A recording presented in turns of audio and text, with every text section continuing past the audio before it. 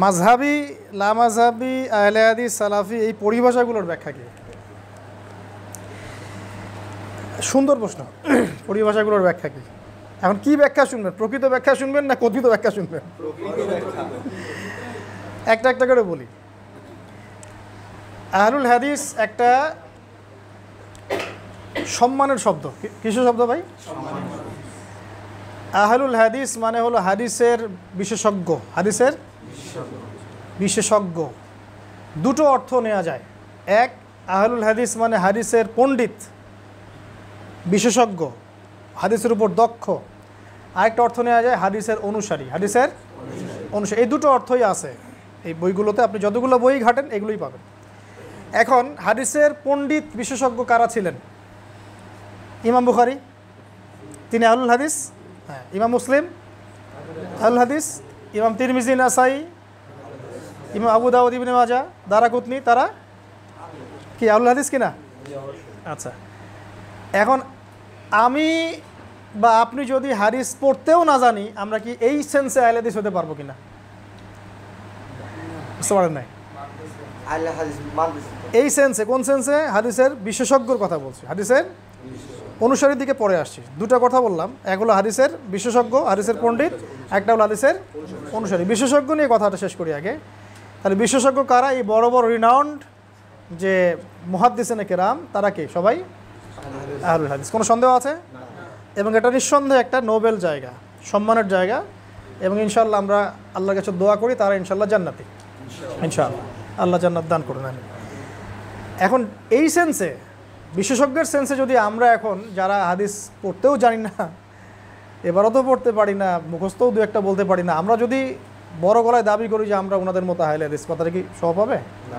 তাহলে এই সেন্সে শোভা পাচ্ছে না। আচ্ছা, আরেকটা সেন্সে আসি তাহলে। দুই নম্বর সেন্স হাদিসের ফলোয়ার্স। অ্যান্ড ফলোয়ার্স, এই ফলোয়ার্স সেন্সে আমরা যদি এভাবে চিন্তা করি যে তারাই আহলুল হাদিস হচ্ছেন, ফলোয়ার সেন্সে যারা কোরআন এবং হাদিসের পরিপূর্ণটা মেনে চলেন, তাই নয় কি? কোরআন এবং হাদিসের পরিপূর্ণ বিষয়টা মেনে চললে আমরা তাকে অনুসরণের সেন্সে আহলে হাদিস বলতে পারি। এখন যদি কেউ কোরআন সুন্নাহর পরিপূর্ণতা না মেনে চলে, আংশিক মেনে চলে, তাহলে একজন বরেণ্য আহলে হাদিস আলেমেরই রেফারেন্স কোট করছি আমি। তিনি বলেছিলেন যে প্রকৃত আহলে হাদিস আর কথিত আহলে হাদিস কখনো এক নয়। এই কথাটা তাদেরই একজন বরেণ্য আলেম বলেছিলেন। আমরা আলেমদের সম্মান রাখব।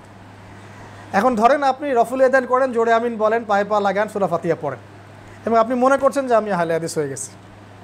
কিন্তু এদিকে আপনার অর্থনীতি সুদভিত্তিক, আপনার রাজনীতি গণতান্ত্রিক, আপনি সেকুলারদের সাথে আদাত করে আছেন, আপনি তাগুদের সাথে আদাত করে চলছেন, আপনি ইসলামের কিছু বিষয়কে নিজের মন গড়া উসুলে আপনি বানিয়ে নিয়ে মানুষকে ডিভাইডেড করছেন, তাহলে কি আপনি এই সেন্সে আহলে হাদিস হবেন কিনা?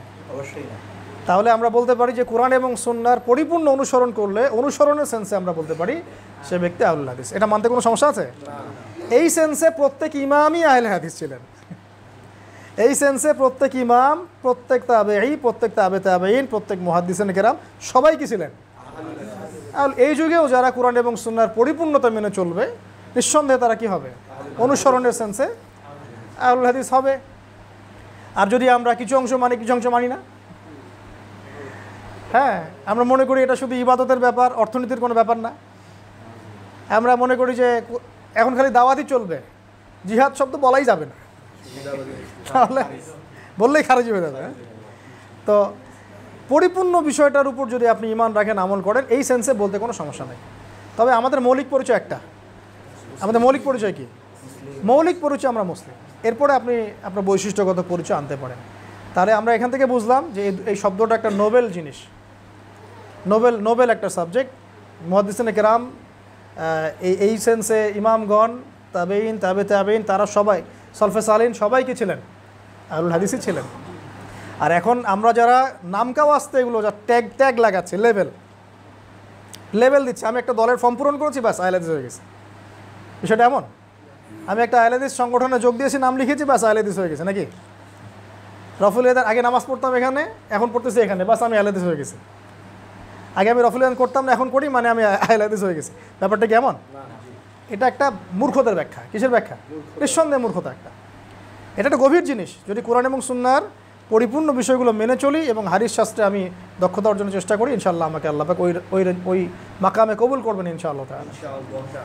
এই সেন্সে মাযহাবের ইমামগণ কি এর বাইরে হবে? আবু হানিফা রহিমাহুল্লাহ কি হাদিস জানতেন না? ইমাম শাফিঈ রহিমাহুল্লাহ তারা কি হাদিসের পণ্ডিত ছিলেন না?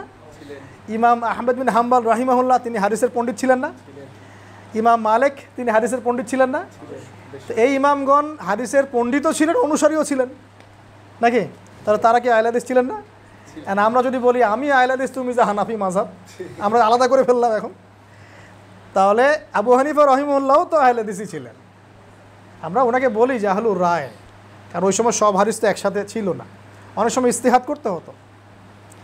হ্যাঁ, এখন চলতে পথে যদি আপনি কোনো আমল পান যে আমলটা কোরআন সুন্নাহর মধ্যে নাই কিন্তু সমাজে চলছে, তাহলে আপনি ওইটা বাদ দিয়ে কোরআন সুন্নাহটা ফলো করবেন, বেশক এটাই করবেন। এটাকে হলো মানে এই আহলুল হাদিস শব্দের প্রাসঙ্গিক কিছু কথা। আর সালাফি মানে হচ্ছে সলফে সালিহিনকে যারা ফলো করে, এটা প্রাসঙ্গিক ওয়ার্ড, সমর্থকই বলতে পারি আমরা কোনো কোনো ক্ষেত্রে। যারা সলফে সালিন মানে কারা? সাহাবিগণ, তার পরের জেনারেশন, তার পরের জেনারেশন, তাদেরকে ফলো করেন যারা। তো এই ফলো ইমাম, 4 ইমাম করেন না? বলেন তো এবার, 4 ইমামের, 4 মাযহাবের 4 ইমাম কি এই সলফে সালিনকে ফলো না করেই কিতাবগুলো লিখছে সবগুলো? হয় হাদিসের বইগুলো কি তারা এমনি এমনি সংকলন করছেন তাদেরকে ফলো না করেই? ফিকহের বইগুলো কি তাদেরকে ফলো না করে লেখা হয়েছে? তো এই যে আমরা একটা সাম্প্রদায়িকতা ছড়াই বাংলাদেশের মাটিতে, যে আমরা একটা দলীয় পরিচয় মনে করি, এটা হ্যাঁ। ইবনে তাইমিয়া রহিমাহুল্লাহ কি তার নামের পাশে লিখছিলেন যে ইবনে তাইমিয়া সালাফি? তুমি লিখতেছো কেন? আব্দুর রহমান সালাফি তুমি লিখতেছো কেন? এটা আবার কি হলো? তুমি নিজেকে কি সুপিরিয়র মনে করা শুরু করলো নাকি? তুমি কত বড় সালাফি সেটা তো তোমার আমল আখলাকে পরিচয় দেবে, আল্লাহ সেটা দেখবেন যে তুমি কতটুকু কোরআন সুন্নাহ ফলো করছো, সলফে সালিনকে ফলো করছো। আমি যদি আমার নামের পাশে লাগাই যে আমি অমুক কারি, আমি অমুক কোরআনের বেত্তা, আমি অমুক মুফাসসির, আমি কত বড় মুফাসসির এটা তো আল্লাহ জানে ভালো।